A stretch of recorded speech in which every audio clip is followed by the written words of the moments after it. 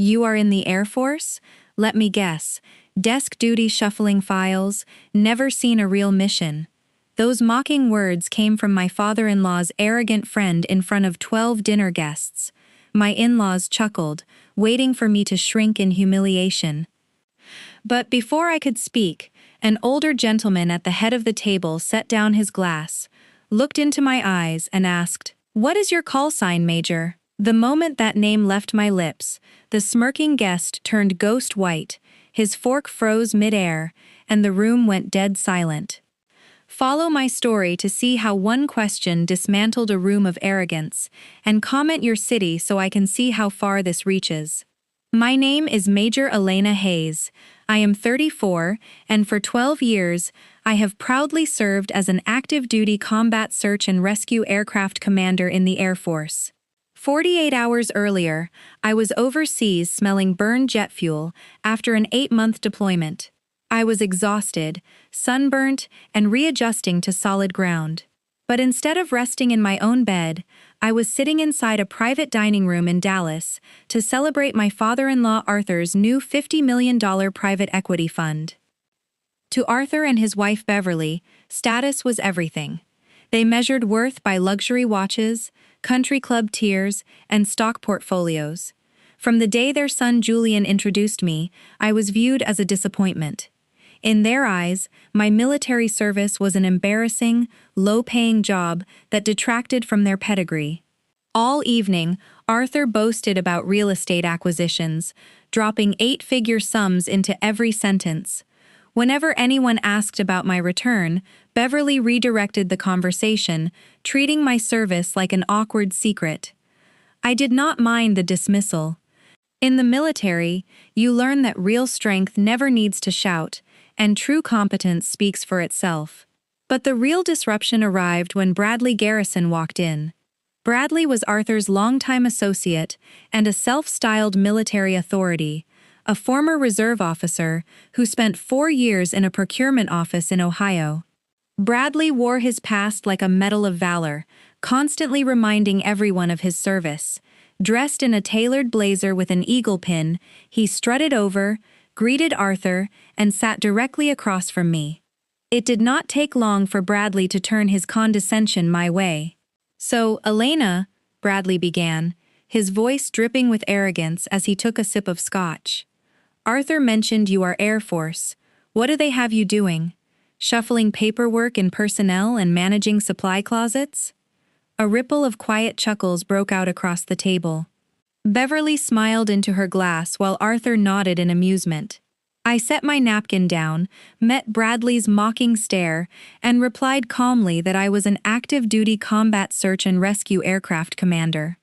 Bradley scoffed, waving his hand dismissively. "Oh, please, let us be honest here. These days they hand out promotions like candy to keep quotas up. You probably have not seen a single day of real operational pressure, just routine transport shuttles and flight simulator hours, right?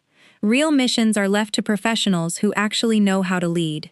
He smirked around the table, waiting for me to shrink. I simply maintained absolute composure while the room waited for the punchline. While the table indulged in Bradley's petty show, my attention drifted to the quiet gentleman seated at the head of the table. His name was General Raymond Caldwell. Arthur had spent the month courting him, eager to secure his participation as the primary anchor investor in the new fund. Throughout the evening, General Caldwell had barely spoken, observing the room with penetrating gray eyes. When Bradley laughed at his own insult, General Caldwell placed his silver fork down with a sharp click that cut through the chatter. He ignored Arthur's nervous chuckle and Bradley's smug grin, shifting his gaze directly to fix on me. His posture was immaculate, carrying the commanding stillness of a seasoned flag officer. When he spoke, his deep voice demanded the undivided attention of every person in the room. "Major Hayes," he stated, cutting across Bradley's ongoing smirk, "which rescue squadron were you deployed with downrange?" A surprised hush fell over the guests. Bradley blinked, irritated by the interruption, while Arthur straightened up, eager to keep his prized investor engaged. 38th Rescue Squadron, Special Operations Task Force. Sir, I answered steadily, meeting his eyes without hesitation. General Caldwell gave a subtle nod. Flying the HH-60W combat rescue aircraft, if I recall correctly. Over 2,000 flight hours across hostile theaters. 2,400, sir, I replied. He leaned forward, resting his hands on the table. Then what is your call sign, Major? The dining room was so quiet you could hear the chandelier overhead. Bradley scoffed under his breath, expecting a trivial nickname. Tempest, sir, I answered clearly, looking at the man at the head of the table. The moment the word left my lips, General Caldwell closed his eyes for a second, letting out a slow, deliberate breath. When he opened them, the casual demeanor of a polite guest was gone. He stood up slowly from his seat, buttoning his jacket with crisp military precision. Tempest, he repeated, his deep voice carrying through every corner of the room. The flight lead during Operation Nightfall Extraction along the northern border last October. Bradley's smirk wavered. Arthur and Beverly glanced at each other in utter confusion, completely lost in the moment. For those at this table who do not know, General Caldwell continued, his gaze sweeping across the stunned faces. I am retired General Raymond Caldwell. Until 6 months ago, I commanded Air Combat Command.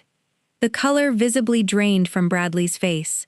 He dropped his fork onto his plate, his mouth opening slightly in disbelief.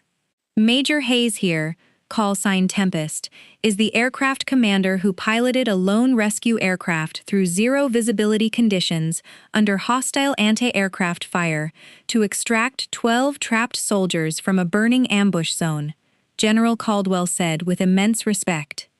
She took direct armor-piercing damage to her fuselage, sustained shrapnel wounds, lost one turbine mid-flight, and refused to abort until all 12 crew members were secured on board. General Caldwell continued. She brought her crippled aircraft 30 miles back to base on a single failing engine through a blinding sandstorm and landed safely without losing a single soul. For that extraordinary heroism under fire, she was awarded the Air Force Cross. The silence in the room was absolute. Nobody breathed. Arthur looked struck by lightning, Beverly stared in horror, and Bradley looked like he had seen a ghost.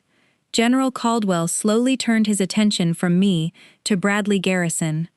The warmth and respect in the general's eyes vanished, replaced by the freezing, uncompromising glare of a 4-star officer addressing a subordinate who had crossed an unforgivable line. And you, Mr. Garrison? Sir Cyril Caldwell said, his voice dropping into a dangerous, razor-sharp calm. You seem to have quite a lot of opinions on real operational service for a man who spent his brief career behind an administrative supply desk in Ohio. Bradley shrank back into his chair, trembling as sweat formed on his brow. Sir General, I swear I was only joking, Bradley stammered. I meant no disrespect. I remember your personnel file crossing my desk, Garrison, the general interrupted coldly. Transferred out of logistics after failed readiness evaluations, followed by a formal letter of reprimand for insubordination. You barely managed 4 years of desk duty, yet you have the audacity to sit here in your tailored suit and mock an active combat hero who put her life on the line while you played country club tennis. The table sat frozen in mortification. Arthur's glass shook against the saucer, while Beverly looked like she wanted the floor to swallow her whole. The woman they dismissed was being honored by the most powerful leader present. You will stand up right now, General Caldwell commanded, his voice cutting through the room like a steel blade. You will look Major Hayes in the eye, and you will apologize for your disgrace of a performance. Pale, shaking, and completely broken, Bradley pushed back his chair and stood on trembling legs. His arrogant posture was entirely collapsed, and his face was flushed with deep crimson shame as he looked across the table at me. I apologize, Major Hayes, Bradley stammered, his voice cracking. I was wrong, completely out of line. Without waiting for another word, Bradley grabbed his jacket and hurried out of the private dining room, the heavy doors closing behind him in absolute silence. Arthur scrambled to his feet, desperate to salvage the evening and his $50 million investment proposal. "General Caldwell, please let me apologize for my associate's behavior," Arthur pleaded, wiping his brow with a trembling napkin. He clearly spoke out of turn.